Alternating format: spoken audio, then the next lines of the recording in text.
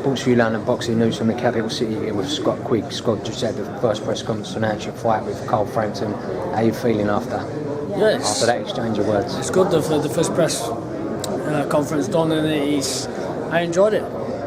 You didn't hold back there, the period. You normally you see these press conferences last 18, 23 minutes. That was 42 minutes. Yeah.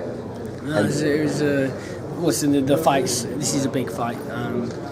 There's more pressure. There's more tension, and it's real.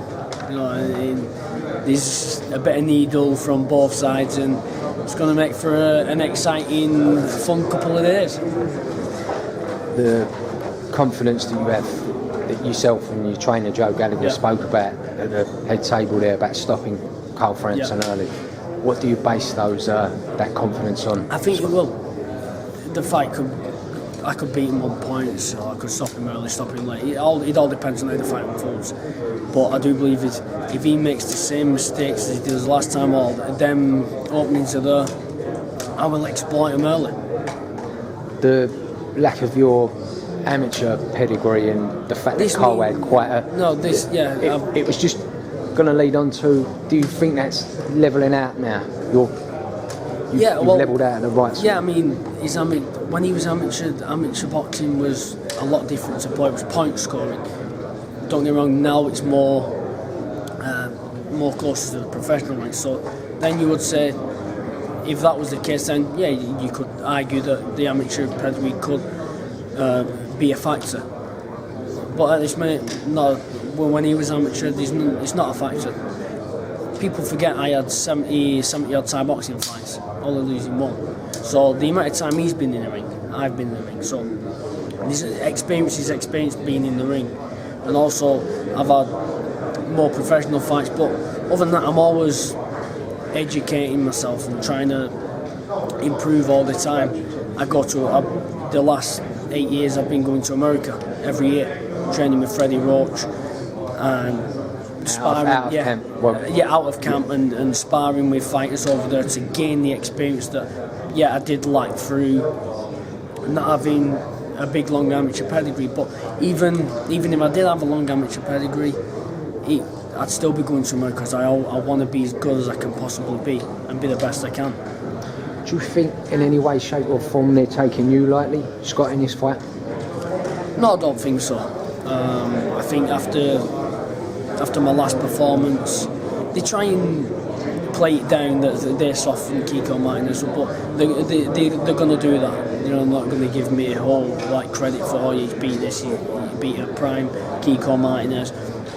The way Shane said, in the first fight, he come to win against Carl. Carl stopped him in 9, and then apparently the second time he fought him, that he knew he weren't going to win, so he just turned up and was too reluctant to unleash.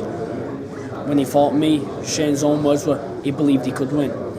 So that was the same Kiko Martinez that Carl fought in the first fight against Kiko Martinez. I stopped him in 2. I don't just because I stop him in 2 doesn't mean styles make fights, but it's funny when they come up and try and make a point. Then it's when it suits them. But when I threw it on the other foot, Gonzalez just got beat by Karen Gurfa, who got beat by Zana, who lost his European title. He's not really European level, and he dropped him twice. So when you're trying to compare and play down opponents, don't try and belittle me when throw it back at you. You've just been put down by a bantamweight twice, and he's just lost to Karen Gurfa, who's... I respect any boxer, but Karen Gurfa is not a world beater by any means. Scott, regarding your power, big at the weight, look big at the weight now when you fight. Do you feel that if you land clean on Carl Frampton in February, that's the end of the fight? Yeah, there's no doubt about it. I know he's a big puncher, so I've got to be switched on. Don't matter how big of a puncher. In boxing, it only takes one punch to change a fight, and so you've got to be switched on. But I 100% know that if I land clean, I will put him out. Do you finally, Scott, the words Barry McGuigan said to your promoter Eddie Hearn, this will be like Belfast fight night. Does that bother you in any way?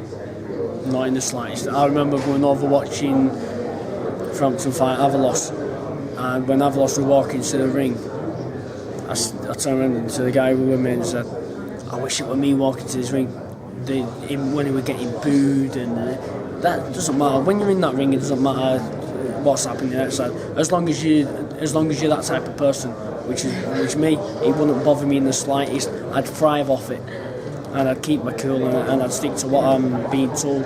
So I'm glad that he's got the fans he has. I'm glad the Irish are involved because they know the boxing, they're passionate about the boxing, and the atmosphere they create is going to make in that arena on the night. It's going to be unbelievable.